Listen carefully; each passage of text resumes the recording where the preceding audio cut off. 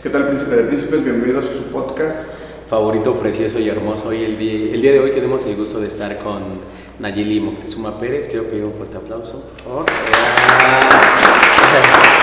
Hoy tuvimos el gusto de estar aquí en la Universidad Autónoma de la Ciudad de México y hablar con Nayeli. Ella es docente aquí en la universidad, imparte algunas materias. Y ¿cómo estás? ¿Cómo te sientes? ¿Qué tal vamos terminando este semestre?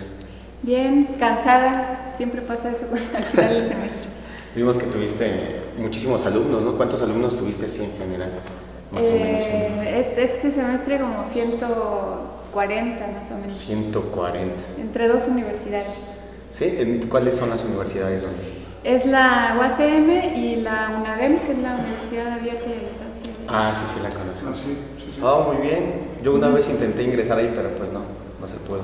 Ah, mira. Pero mira, excelente. Bueno, ahorita pues siempre empezamos. Si gustas compartirnos tu formación académica, dónde estudiaste, cómo egresaste, cuáles reprobaste, cuáles no reprobaste. Y después, si gustas compartirnos quién eres, qué te gusta, el peyote loco. Adelante. Bueno, yo estudié Sociología en la UNAM, en la Facultad de Ciencias Políticas y Sociales. Bueno, antes debo decir que fui CCHera. ¿De qué CCH? Vallejo. De Azcapo. Sí, claro, porque eso marca a una persona. Cañoño. Sí, entonces estudié ahí en Azcapo y después estudié Sociología. Luego me fui a la maestría en Estudios Latinoamericanos y después hice el doctorado también en Estudios Latinoamericanos, solo que debo el pequeño detalle de la tesis. El pequeño detalle. Sí. Pero el conocimiento ahí está. O sea que estudiando, ¿cuántos años? Preescolar. Ay, no me hagas esa cuenta. Preescolar, 6 de primaria, 3 de secundaria, ahora llevamos 7, 8, 9, 10, 3 de prepa, 10, 11, 12, 13, 4, 5 en la carrera. Sí, 4 y medio. 4 y medio, vamos a ponerle 5. ¿Cuántos llevamos? 13, 18, yo no estoy haciendo nada. 21 años estudiando. ¿Cuántos me contaste de maestría? Maestría son 2 y y doctorado después 4. Ay, Dios mío. Sí. Una trayectoria vida prolongada de estudiante. Sí. Que además es la mejor etapa de la vida, yo creo, estudiar. Entonces, La verdad, sí, ¿no? Por eso nos aferramos a seguir estudiando. Y pagamos, ¿no? Como por estudiar, ¿no? Es como que pagas. Pues afortunadamente ya los posgrados son con becas, Son fondos por el comercio. entonces ya te pagan por seguir siendo estudiante, entonces está muy bien. Eso está maravilloso. Sí. Bueno, estuve yo ahí como... pero faltó la otra. ¿Qué te gusta hacer? Además de las carreras propiamente. Me gusta mucho bailar, me gusta caminar mucho. Hubo un tiempo que sí hacía como de manera más seria montañismo. Ahora ya me voy de caminata así como de repente. Entonces sí me gusta como todo lo físico, jugar básquet, fiestear. Tengo mis épocas así de muy fiestera y otras ya así como medio... Pijama en casa, películas, ajá, sí. Chocolatito. Exacto, que estoy en esa además. Creo que es la de las más ricas, cada una se disfruta diferente. Sí. Perfecto. Yo estuve en el proceso de investigación, tratando ahí, ingresé a tu perfil en Facebook y vi que es en el stalkeo, exacto. Me declaro culpable. Vi que estás, que apoyas, no sé cómo llamarlo, grupos sociales que buscan una reivindicación, ¿no? Ahorita, tomando en cuenta lo que has estudiado, a mí me gustaría como recalcar algo que tenemos, que yo se los había comentado a mis amigos, el equipo de trabajo, de por qué es importante la preservación de la lengua, que nos compartes bajo tu experiencia, porque has estado en esos movimientos sociales y si gustas comentarnos un poquito por qué es importante, por qué surgen y bajo tu perspectiva ya de tu expertise, por qué sí es necesario. Bueno, es muy grande la pregunta, sí. Así como a grandes rasgos, disculpa.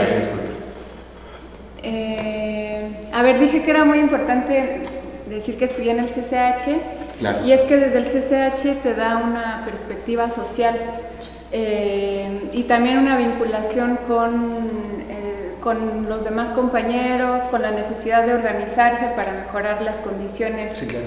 de diferentes contextos, ¿no? En el CCH pues es un contexto estudiantil, pero que te va acercando a las problemáticas sociales y también a los mecanismos para que esas problemáticas se visibilicen y se solucionen, ¿no? Y muchos de esos mecanismos pues son la organización y las movilizaciones, ¿no? Entonces como que de eso se va aprendiendo, además de todas las materias que nos dan, también se va aprendiendo ese sentido social. Entonces, bueno, así me fui acercando al tema de lo social y lo político. Y pues el tema de los pueblos indígenas también yo creo que nos marcó a muchas personas como generación, porque somos generaciones que crecimos con el levantamiento del EZLN, y eso nos dio, primero nos dio un sentido de lo que estaba pasando, pero también, o sea, no solo de las problemáticas, sino también de las soluciones y de la esperanza que hay detrás de un esfuerzo colectivo por mejorar la vida, ¿no? Y bueno, de ahí se conecta con la lengua, porque el tema de los derechos y la cultura indígena es un tema que pasa por lo político, ¿no? En el levantamiento pues se visibilizó que hay un tema de racismo, de colonialismo muy fuerte en México,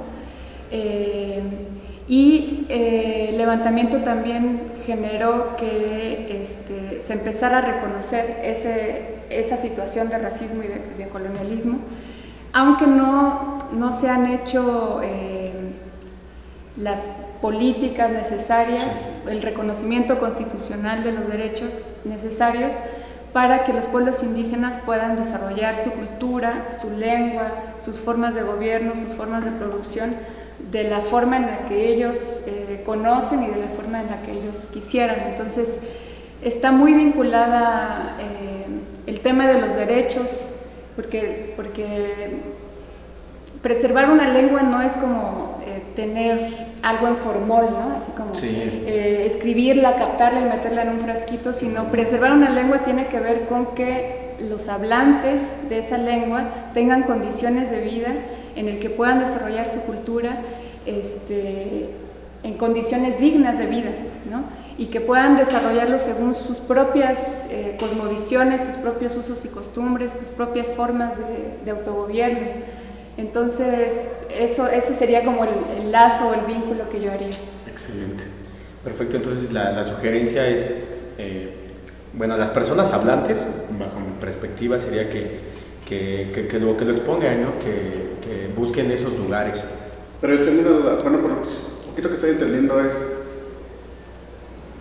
parte de la situación de preservar las lenguas indígenas es darle un sentido de identidad a estos pueblos, en este caso a los pueblos indígenas, ¿no? La parte que tú me dices del movimiento ZLN, que en ese entonces cuando se dio al mundo esta cuestión del movimiento, fue como ustedes, aquí tengo esa duda, ¿quiénes son ustedes los que despiertan esa conciencia? ¿La sociedad en general o en especial hay actores que se dedican a esa situación de la preservación?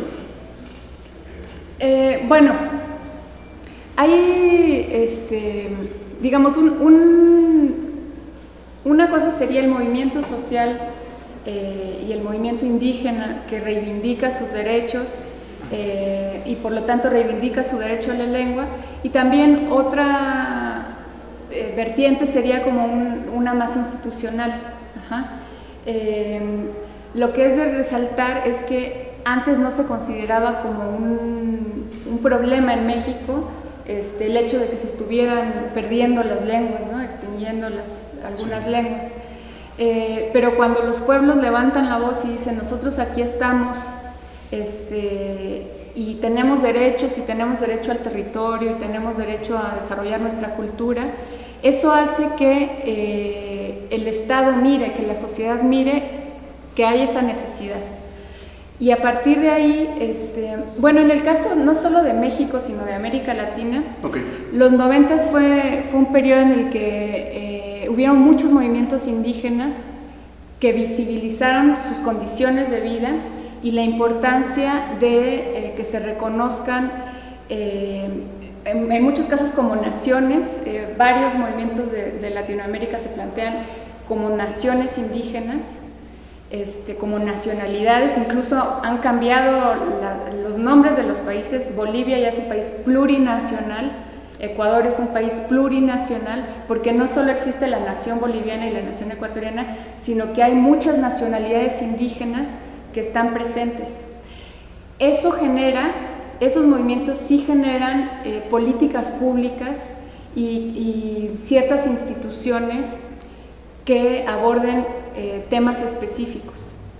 Lo que sucedió en los 90 es que muchos de estos movimientos generaron también una política oficial que se ha llamado como multiculturalismo. Y esto es el reconocimiento de que existen diferentes culturas, pero es, digamos, como que una versión light de lo que piden los pueblos. Porque los pueblos piden el derecho al territorio, el derecho al autogobierno, a ejercer su cultura. Y estas políticas multiculturales, pues lo que dicen es, bueno, todos somos iguales, todos somos miembros de un mismo país y entonces todos cabemos. Pero no se identifica las necesidades específicas. En México, una política de Estado después del levantamiento zapatista fue el reconocimiento cultural. Entonces, bueno, sí, existen muchos pueblos en México, bienvenidos, ¿no? Bueno, hay muchas lenguas, entonces vamos a crear el Instituto Nacional de las Lenguas Indígenas para preservar las lenguas. Sí, ustedes vístanse con sus trajes tradicionales, ¿no? Es más, vengan a abrir nuestro festival de no sé qué o nuestro evento de no sé qué, hagan una danza, un ritual y ya, ¿no? Pero eso es solo una especie de folclorización, ¿no? Y entonces con la lengua hay políticas públicas que dicen, sí, fomentemos el uso de las lenguas, pero que no inciden en las condiciones de vida de las poblaciones, de las condiciones de vida de los hablantes. Entonces, por ejemplo, ¿de qué sirve que haya un catálogo de la lengua mije en Oaxaca si la población mije no tiene las condiciones de vida en su territorio y tiene que emigrar, ¿no? Entonces, ese tipo de cuestiones económicas, políticas en los territorios no son, digamos, saludables para las lenguas, ¿no? Entonces, las lenguas indígenas no están para nada ajenas a las problemáticas políticas, sociales, económicas de los hablantes. Eso sería como, no sé si... Oh, sí, está súper interesante. Lo que yo entiendo que solamente lo que nos estás exponiendo ahorita es algo pequeño del universo de la cuestión de la preservación de las lenguas, ¿no? Y entiendo la parte que al darse estos movimientos, pues ellos alzan la voz en cuanto a sus condiciones de vida, o sea, no están reconocidos ante la sociedad, ¿no? Como debe de ser, ¿no? Y hoy por hoy, bueno, eso sería una pregunta, ¿si ha habido un avance de los 90 para acá? En este caso, ¿sí ha habido como una diferencia para la reivindicación? O sea, en el tema de las lenguas, sí. A ver, en términos generales, se siguen perdiendo hablantes. Bueno, hay 68 lenguas indígenas en México, de las cuales alrededor de 23 por ahí están en peligro de extinción, ¿no? En general, digamos, el proceso en general es que se van perdiendo. Ahora, hay un movimiento muy interesante y muy importante de reivindicación de la lengua por parte de poetas, por ejemplo. Hay mucha poesía actualmente escrita en lenguas originarias y traducida al español. Y hay movimientos muy concretos, territoriales, que buscan eso, fomentar, incentivar, no solo a que se hable la lengua, sino que también a la creación con la lengua, que se cree poesía, música también. Hay muchas también raperos y raperas.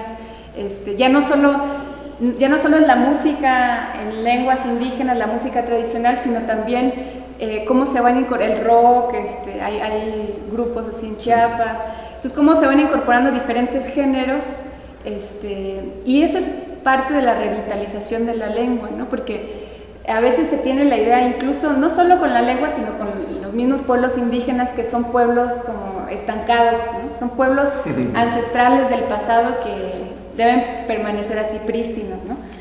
Entonces, lo interesante es que vaya evolucionando la cultura y con eso la lengua, y sí hay una fuerte reivindicación por parte de varios escritoras indígenas de sus lenguas y del uso de sus lenguas para la poesía, por ejemplo. En ese sentido sí hay un avance también en la... públicas también. Sí, políticas, y también algunas universidades han creado programas, ¿no? En la UNAM, por ejemplo, está México Nación Multicultural, algunas becas a estudiantes indígenas. Sí.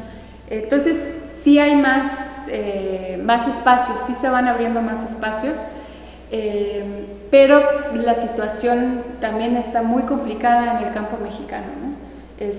Aunque, digamos, los hablantes no solo están en lo rural, también en las ciudades,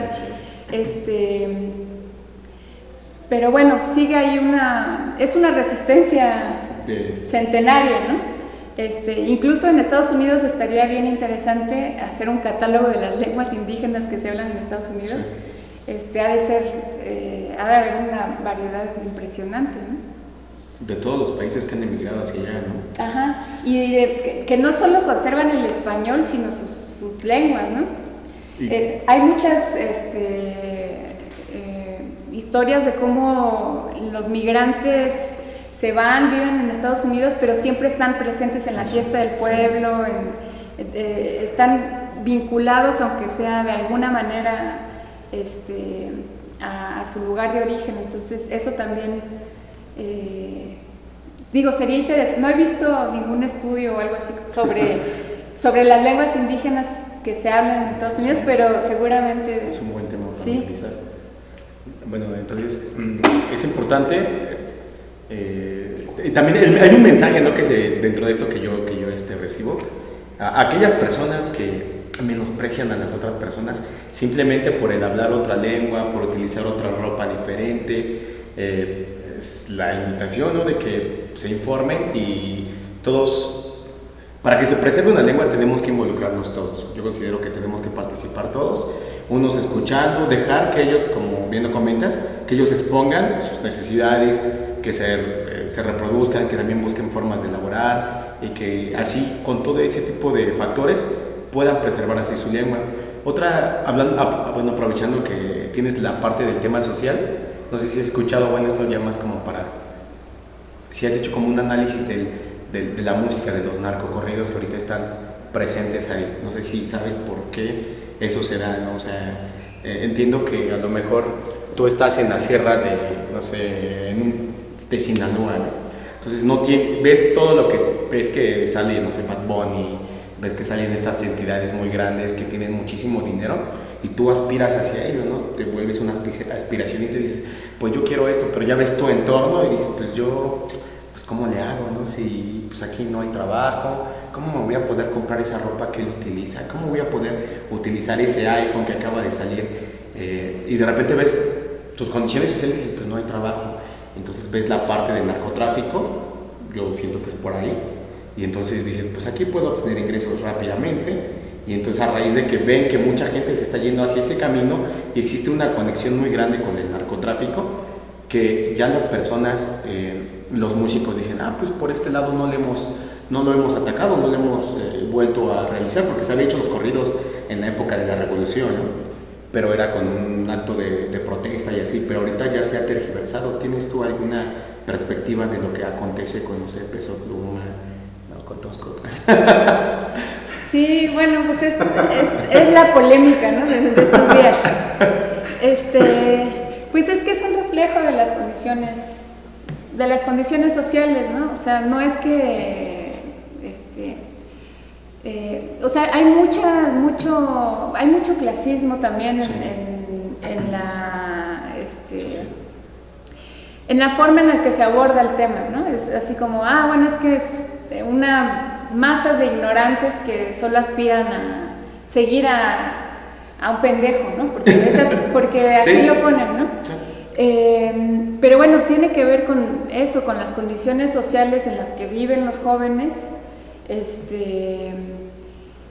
que se reflejan en la cultura, ¿no? Y pues hay una narcocultura en México. Y aunque mucha gente no esté involucrada directamente, sí está el imaginario de una salida. O sea, estamos viviendo en una crisis civilizatoria muy fuerte y a lo mejor ni siquiera somos conscientes de la crisis en la que vivimos, porque es una crisis multifactorial, o sea, es una crisis económica, es una crisis ambiental. De cierta manera también una crisis de identidad, ¿no? Sí, una crisis identitaria, pues quién soy, qué quiero, ¿no? Y bueno, pues los jóvenes en eso están, ¿no? En buscar quiénes son, qué aspiran, con qué se identifican. Y si crecen en un contexto en el que eso que decías, o sea, la única forma de salir adelante es a través del narco, pues órale, ¿no? Eso por un lado. Por otro es que mucha de la música que escuchamos ni siquiera somos conscientes de la letra, no es que nos pongamos a descifrar así. Tal vez lo hacemos con música muy particular.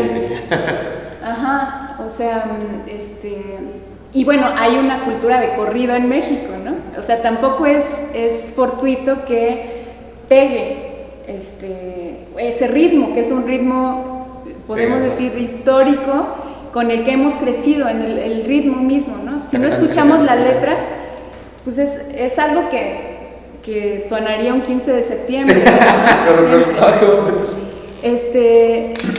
Entonces, bueno, por un lado está eso rítmico y por otro esta cuestión de no encontrar salidas y de que la aspiración sea esa, ¿no?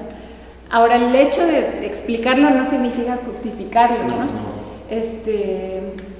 Pero tampoco sirve de nada la sentencia de hay bola de ignorantes, ¿no? Lo que sí es que es preocupante que, por un lado, que esa sea el aporte musical de México al mundo, ¿no? Pero es reflejo de una guerra, o sea, no somos tampoco conscientes de que México está en guerra desde hace muchos años y que es una guerra en la que la población está pasándola muy mal. Tenemos cifras de muertos y de desaparecidos similares a las de las dictaduras militares en el Cono Sur, a las de las guerras civiles en Centroamérica, y muchas veces pareciera que es ajeno a nuestras vidas, pero el hecho de que esté sonando esa música de esa manera es reflejo de la guerra que vive México desde hace mucho tiempo, y es una guerra que no elegimos, y es una guerra que no le conviene al pueblo de México, es una guerra que le conviene a los grandes capitales, que le conviene a Estados Unidos, y por ahí también podemos explicarnos por qué tienen tanto espacio estas manifestaciones, ¿no? ¿Por qué tienen tantos recursos? Pues porque hay algunos a los que sí les conviene. Sí, las disqueras, los empresarios que se encargan de eso.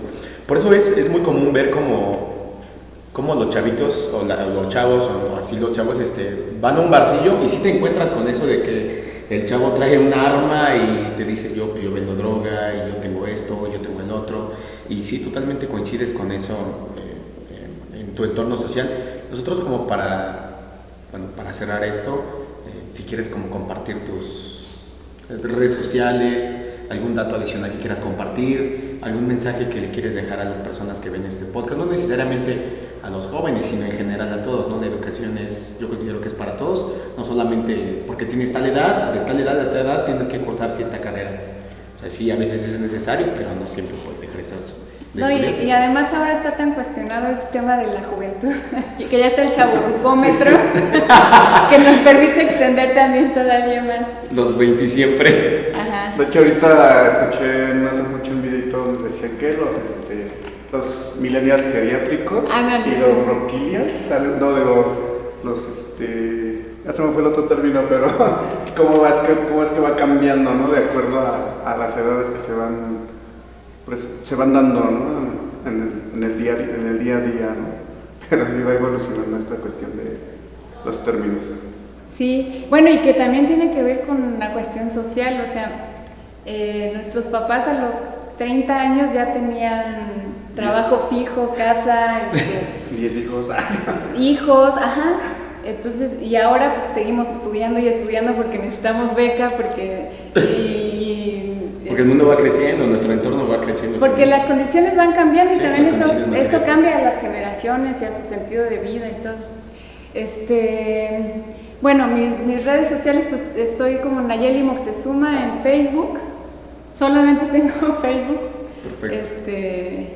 Así que por ahí ando.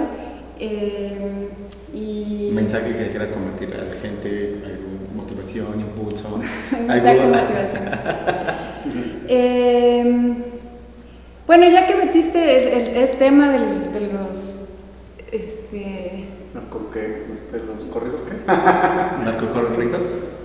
Del boom pero ni siquiera es pues ¿cómo se llama? Corridos bélicos. Corridos, como la otra vez me dijeron tumbados, ¿no? Supuestamente es la evolución de... Sí, después primero es tumbados y después corridos bélicos. Bueno,